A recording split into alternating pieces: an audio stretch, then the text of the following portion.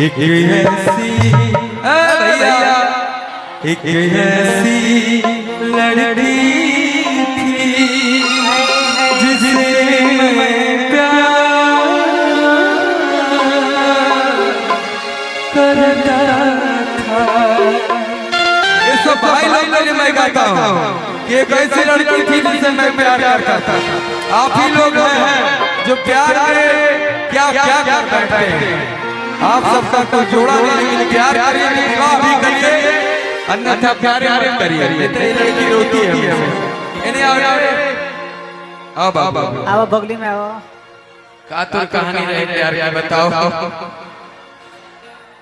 कोई दिक्कत भाई? सब मेरा भाई है, दिल का धड़कन है, यहाँ बसता है। गुंजन जन झूठा बात नहीं करता, दिल से मोहब्बत करते हैं आप सबों से। मैं ये नहीं अंदर कुछ बाहर कुछ नहीं रे भैया, दिल से मिलना है, जिससे मिलना है दिल से, अन्यथा हम जाते ही नहीं कहीं। प्यार है दिल से, मैं आप सबों को दिल से प्यार करता हूँ। आई लव यू कि जीना था जिसके लिए, जिसके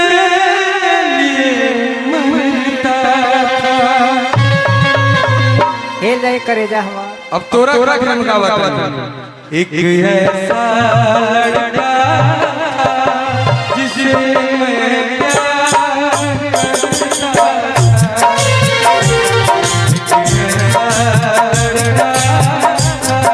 जिसे मैं प्यार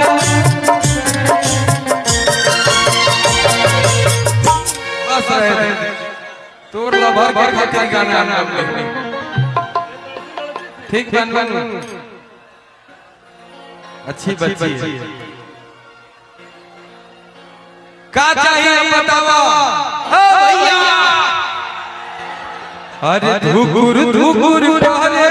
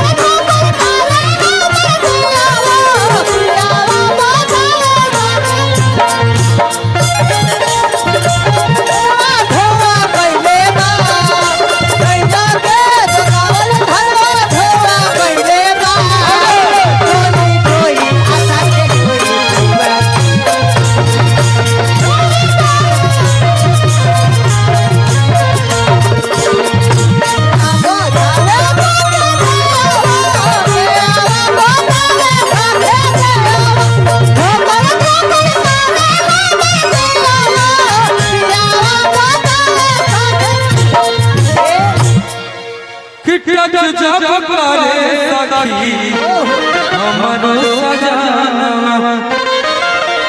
कि थर थर पे मन पूरा